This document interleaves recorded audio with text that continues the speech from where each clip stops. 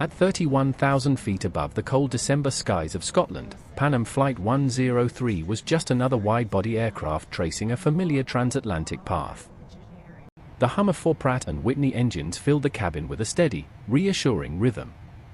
Passengers adjusted blankets, glanced at wristwatches, or thought about families waiting on the other side of the ocean. Christmas was only days away.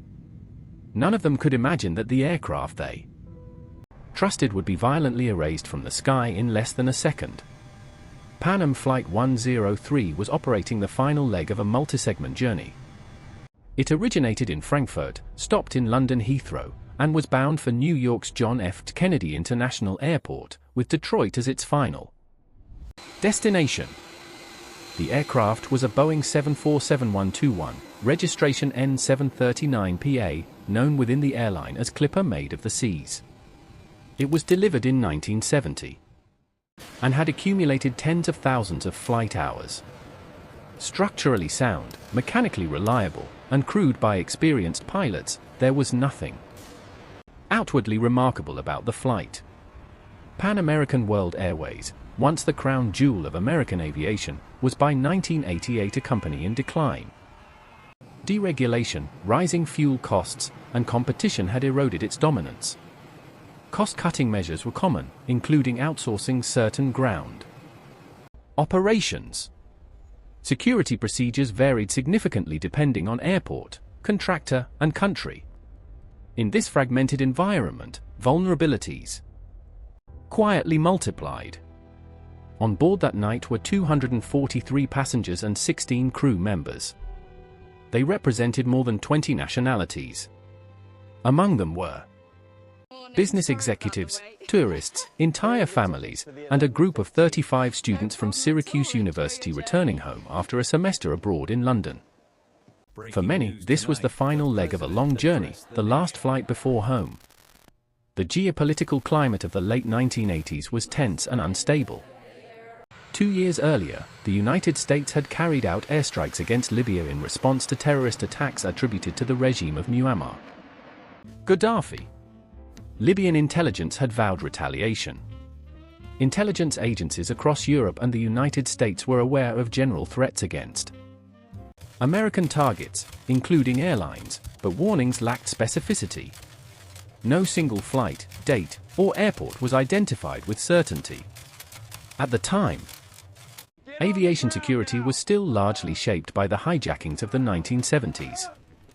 The primary fear was armed individuals seizing control of aircraft, not bombs hidden in checked luggage. Explosive detection technology was primitive. X-ray machines relied heavily on the skill and attentiveness of operators. Positive passenger bag matching was not universally enforced.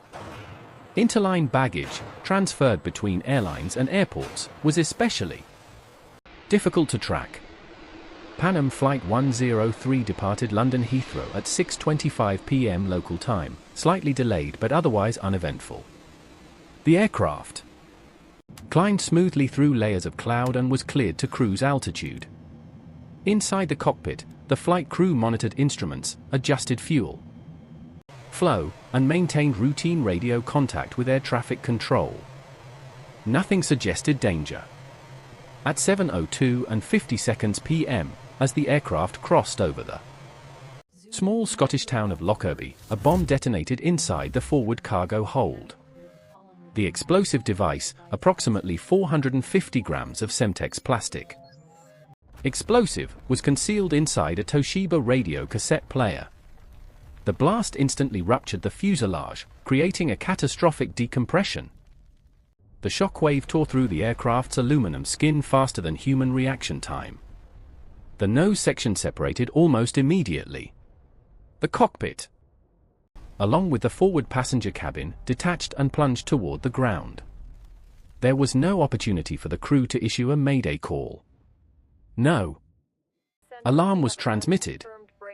On radar screens, the aircraft's transponder signal abruptly disappeared, leaving controllers momentarily uncertain whether it was a technical glitch or something far worse. The remaining fuselage continued forward for several seconds, now aerodynamically unstable. Massive structural forces tore the aircraft apart. Fuel stored in the wings ignited, producing a fireball visible from miles away. Large sections of wreckage scattered across more than 800 square miles of countryside. One of the most devastating impacts occurred in a residential area of Lockerbie, known as Sherwood Crescent. A wing section, still carrying thousands of pounds of fuel, struck several homes, triggering an enormous explosion. 11 residents were killed instantly. Entire houses were reduced to craters. The quiet town was transformed into a disaster zone within moments. From detonation to final impact, less than 3 minutes elapsed. All 259 people on board were killed. Combined with the 11 fatalities on the ground, the total death toll reached 270. It was, and remains, the deadliest terrorist attack involving a single aircraft. Emergency services across southern Scotland were immediately mobilised. Police, firefighters, military personnel, and volunteers converged on Lockerbie, confronting scenes of destruction rarely witnessed outside wartime. Debris was found in fields, forests, and streets. Personal belongings lay scattered among twisted metal. In the darkness and cold, recovery efforts continued through the night. Very quickly, investigators recognized that this was not an accident. The widespread debris field, the pattern of destruction, and the nature of the breakup all pointed to an in-flight explosion. The British Air Accidents Investigation Branch, along with agencies from the United States and other countries, launched one of the most extensive investigations in aviation history. Wreckage was meticulously collected, catalogued, and transported to a secure facility. Investigators reconstructed the aircraft piece by piece, laying out thousands of fragments on hangar floors. Through this painstaking process, they identified damage consistent with an internal blast originating in the forward cargo hold. Forensic analysis revealed traces of Semtex explosive. Further examination uncovered fragments of a radio, cassette player, and parts of a sophisticated electronic timer. These components became crucial clues. By tracing manufacturing records and intelligence leads, investigators gradually narrowed their focus to Libyan intelligence operatives. The bomb had been placed inside an unaccompanied suitcase that originated in Malta. From there, it was transferred through Frankfurt and ultimately loaded onto Pan Am Flight 103 at Heathrow. At no point was the bag matched to a passenger actually boarding the aircraft. This gap in security proved fatal. Human factors played a critical role, not in the cockpit, but throughout the system. Security personnel were expected to detect threats with limited training and outdated equipment. Communication between intelligence agencies and airport operators was inconsistent. Warnings existed, but they were vague, buried in bureaucratic channels, and not translated into concrete operational changes. Pan Am itself faced scrutiny. The airline had previously been the target of terrorist attacks and was considered a high-risk carrier. Critics argued that security measures were insufficient, particularly in baggage handling and contractor oversight. Lawsuits and investigations would follow for years. In 1991, 2 Libyan nationals were indicted for their alleged roles in the bombing. After prolonged diplomatic negotiations, one suspect, Abdelbat al-Megrahi, was tried in a special Scottish court convened in the Netherlands. In 2001, he was convicted. The verdict remained controversial, with critics questioning the strength of the evidence and the political pressures surrounding the case. Regardless of legal debates, the impact of Lockerbie on aviation was immediate and profound.